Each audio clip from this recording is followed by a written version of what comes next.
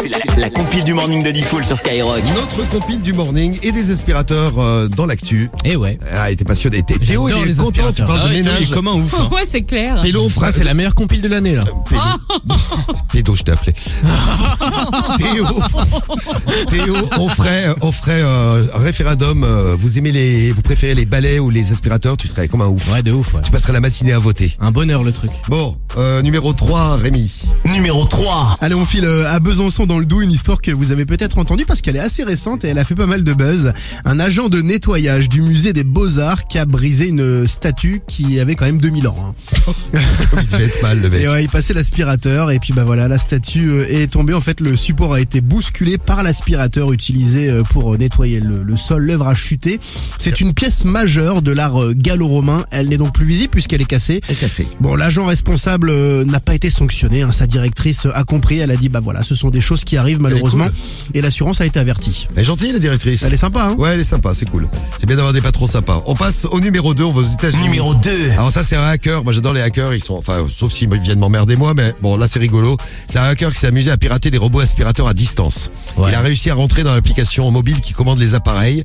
Il y a plusieurs failles de sécurité, comme toujours. Et il y a certains clients qui ont entendu des insultes jaillir du micro de l'aspirateur. Ah, c'est drôle ça. Ouais, c'est marrant. Un autre a vu son appareil devenir complètement ouf et partir à la poursuite du chien. D'imaginer le chien en train de se faire poursuivre par le robot aspirateur. Bon, il y en a certains qui ont porté plainte parce qu'ils n'étaient pas contents et qui s'inquiétaient parce que le pirate, il pouvait également utiliser la caméra pour filmer. Imaginez par exemple un aspirateur dans votre chambre, hein, Guigui, Ouais, pourquoi pas. qui est en train de te filmer. Ce serait un peu chiant, je te cache pas, mais bon. Et après, tu vas sur tes sites préférés et tu te vois dessus. T'imagines, tu te vois sur Brazzers. C'est ouf. Ouais, mais bon, la caméra de l'aspirateur, elle doit pas être full Elle est HD. ouais, puis elle est super basse en plus. Ouais. Ouais. Moi, je suis très grand, donc tant mieux. Bon, les gens ont eu peur. La marque concernée a publié un communiqué pour s'excuser. Et ils ont dit, on a réparé la faille de sécurité. Eh ben, c'est bien s'en être rendu compte. Heureusement qu'il était là, le hacker, en fait, pour découvrir la faille. Bon, numéro 1, on finit notre compile et on file en Pologne. Numéro 1. Ouais, alors là, des employés d'une déchetterie qui ont eu beaucoup de chance. Hein. Bon, il y avait un vieil aspirateur qui avait été jeté et il y a un mec qui a voulu le récupérer, donc il l'a récupéré. Ils étaient plusieurs et ils l'ont démonté pour le nettoyer. Et la surprise, 500 000 € à l'intérieur de l'aspirateur.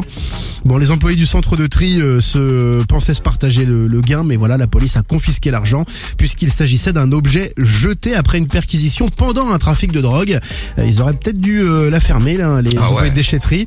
Bon, en tout cas, les enquêteurs n'avaient pas vu l'argent et maintenant, ils l'ont gardé. Enfin, ils l'ont gardé. C'est sous ses caisses, comme on dit. Voilà, bah écoute, désolé pour eux. C'est pas de Désolé chance, ça, pour sur eux. le coup, là.